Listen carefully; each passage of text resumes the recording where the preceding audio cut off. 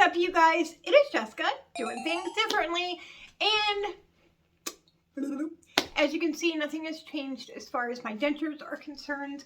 I have not gotten new ones. The old ones still don't fit. What is up, you guys? So this is an update on my teeth and what's been going on. And as you can see, I have them in, and they are the most ridiculous things I've ever seen in my life. Number one, I have an underbite. Number two, my teeth are so off-centered, it's ridiculous. And number three, they look fucking ridiculous. Like, look at that. Like, what the fuck is this? I'm beyond frustrated. They did a soft reline and they did do it early, but this completely changed my face. It completely changed the way that I look. I feel ridiculous. I look ridiculous. I have absolutely no back teeth left. It almost looks better just to keep it in, like, or keep my bottoms out. But when I don't have my bottoms in, the tops make me gag for some reason. If I'm being completely honest, I don't even know where to begin with. Like, I don't like the way that I look with no teeth in my mouth, but I would rather have no teeth in my mouth and look like this than wear these and look like that. Do you know what I'm saying? Like, I regret doing all of this. Like, I regret everything about it, and I wish that I would never have went through with this process. This is stupid. I have so much going on in my face. The only thing this is going to be good for is possibly eating, and I'm not even sure if that's going to be a thing yet. I'm just very sad that they think that this is acceptable. Like, I just don't understand it. I really don't. I'm going to insert some pictures here of how they look, and I'm going to explain the reason I can't get them in, the reason they're ill-fitting, and my process from beginning till now. So, before I get into that, I would like to go ahead and welcome our new subscribers. Thank you so much for subscribing to my channel. I know this is a little bit different than probably what you guys are used to, what you guys are seeing previously, and I just want to thank you for sticking with me and being here through this different part of the journey, because I know this is not reviews and I know this is kind of personal, but I personally like to be upfront, honest, and kind of like let you guys in to know more about me, I suppose. And this is definitely a big part of me that I needed to share. So, okay, so let's start from the very beginning. I think that I've shared this vaguely before, but I'm going to go ahead and go in a little bit more detail this time, just to kind of give you guys an idea of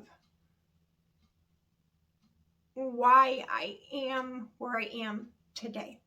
Okay, I will start off with today is November 27th, 2022.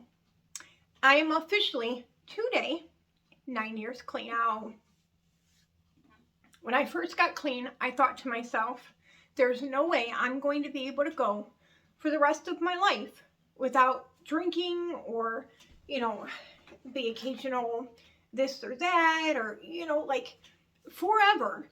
And my mind was like, oh my God, I can never have like a casual drink. I can never go to a bachelorette party.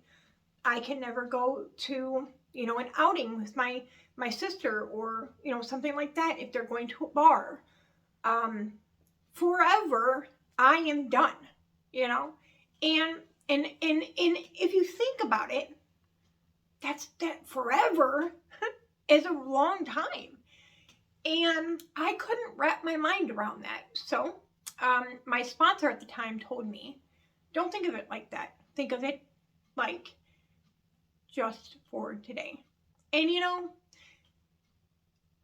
I thought that's so cliche, you know what I mean? Like, we all hear that through the program, just for today, don't think about tomorrow, you know, you only have today. But for some reason, and I don't know why, that, like, it flipped something in my head. And it was like, you know what? I don't have to worry about forever. I only have to worry about in this moment. Today, I won't do anything. Today, I'm good, you know. Today, I won't pick anything up, you know. And that kind of helped, you know. So fast forward a little bit, I was doing really well, and depression hit. And depression is that's hard, you know. And a lot of addicts, they experience depression quite often. And for me, that was something that hit hard. And it hit so hard, in fact, that I started taking medication. And I thought, you know, what's the difference of taking medication for depression? You know, because what they say is, don't mask one thing with another thing. You know what I mean? Like, only take something if you have to. And I thought, when I was in my depressed state, I can't take something for depression because I'm not dealing with it. I'm not fixing the problem. I'm just masking it, right? Not true. Because I was also going to therapy. I was talking to somebody. I was, you know, talking my problems out, and also being on medication that was helping me from not wanting to do something terrible to myself. And I couldn't, even then, I couldn't think this is okay because, like, I'm depressed and I got to get better. I thought, oh no, is this just as bad? I know that, like, it's not addicting and, like, you know, it's safe for me to take, but, like, it felt wrong. I talked to my sponsor, I talked to my therapist, I talked to my psychiatrist, I talked to the people in the rooms, and after a little bit of time, I got over it, and I got through it, more so I should say, not over it, but I got through it with the help of talking to other people. And that's so, so important. And my message is that you talk to others. You talk to others when you're experiencing bad thoughts, you know, feelings of depression and feelings of not being good enough, or not being pretty enough, or not being smart enough, or not being good at, you know, whatever it might be. You know, you talk to others and they help you because you're not alone. I was in active addiction for a long time, and it was because of my lack of self-worth, my lack of loving myself. In a nutshell, I didn't love myself, and instead I hurt myself. And I stayed in active addiction for so long that I forgot what it was like to be healthy, and be in healthy relationships, being healthy in my mind, being healthy in my body, being somebody that my kids could look up to. You know, it took me a long time to come to terms with this, but I wasn't a good mother. I showed up most of the time, but I wasn't a good mother. Not in active addiction. No, I wasn't. And, you know, even in treatment, I said, I was a good mom. I showed up. They always had Christmas presents. I was always there for the birthdays. But it took a woman telling me, you need to admit that you weren't a good mother in order to move on and heal from not being a good mother, you know, heal from not being there and not being, you know, what you should have been. Because until you can admit it, you can't heal from it. And so, you know, I dealt with that, thank God. And I got through it.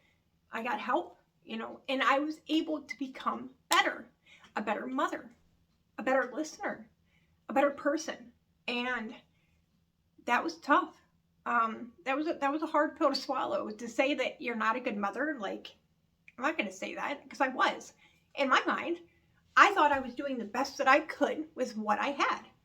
That's not being a good mother. That's just being, you know, that's justification to its fullest.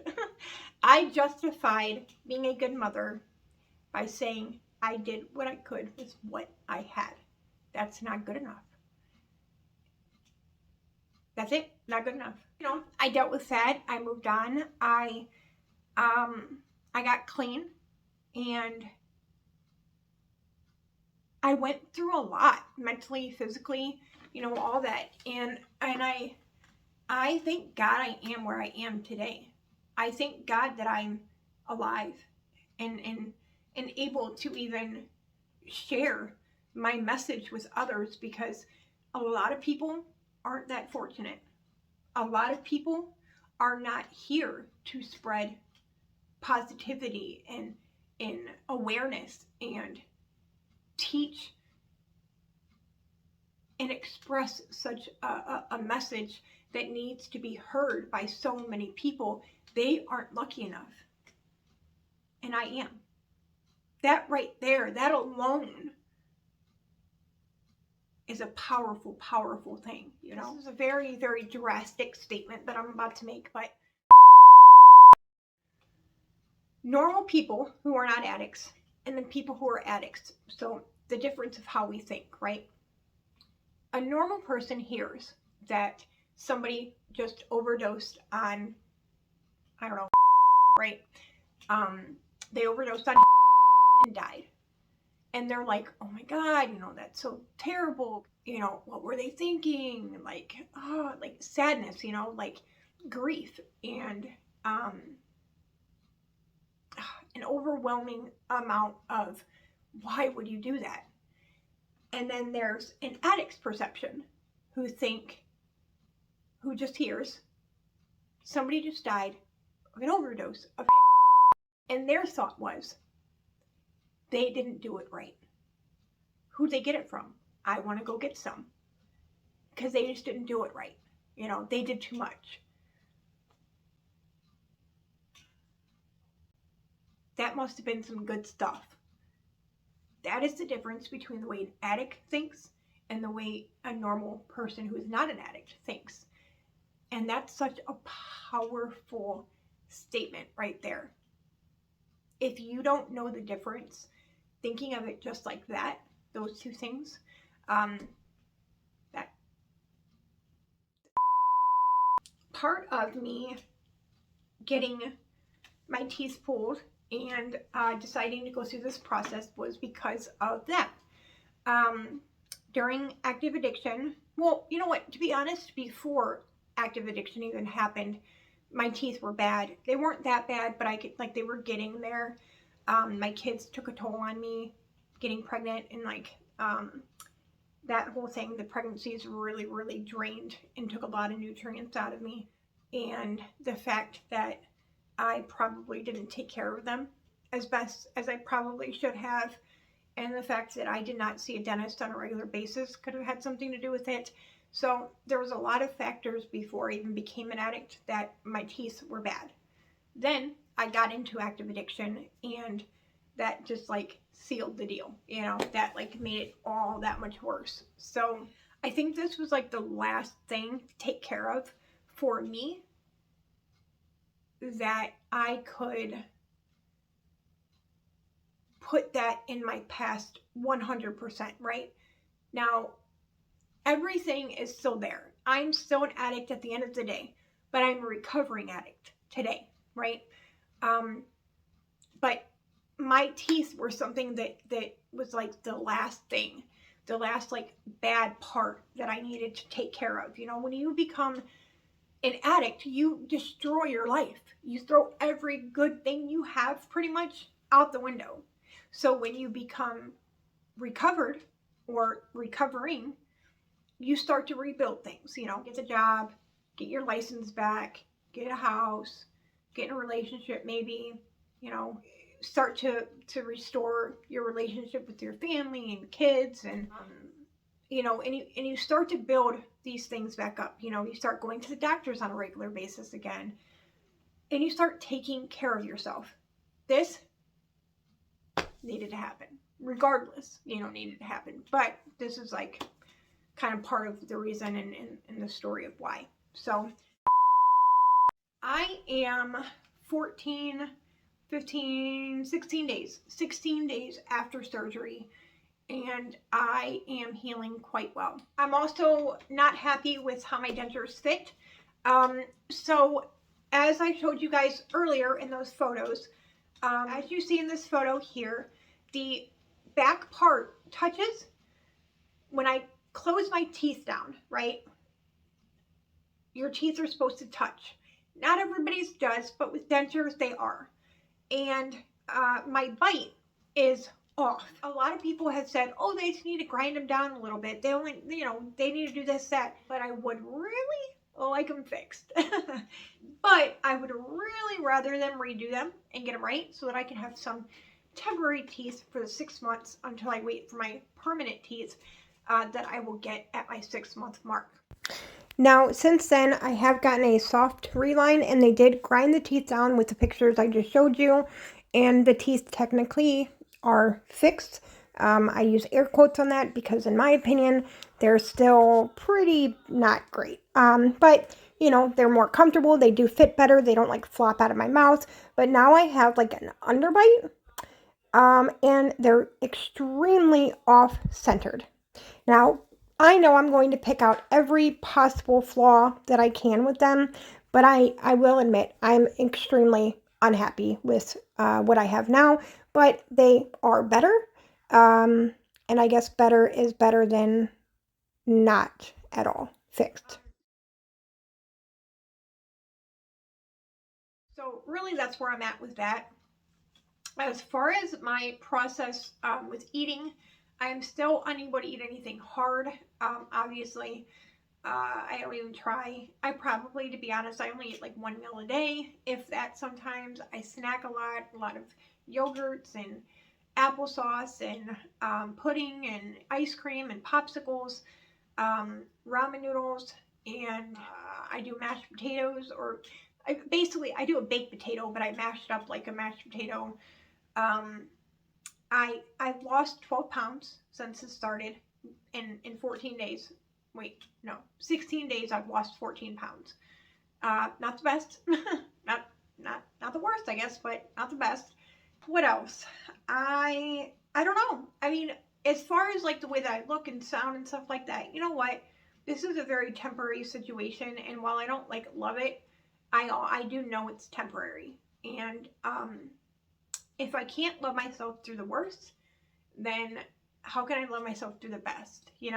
I have to love myself 100% of the time, no matter what, and I have to really, really embed that into my brain and my head, because self-love, self-care, that's all very, very important to me, and I really, really need to start, doing that for myself. I can't have and give myself to anybody else without me 100% loving myself and loving who I am.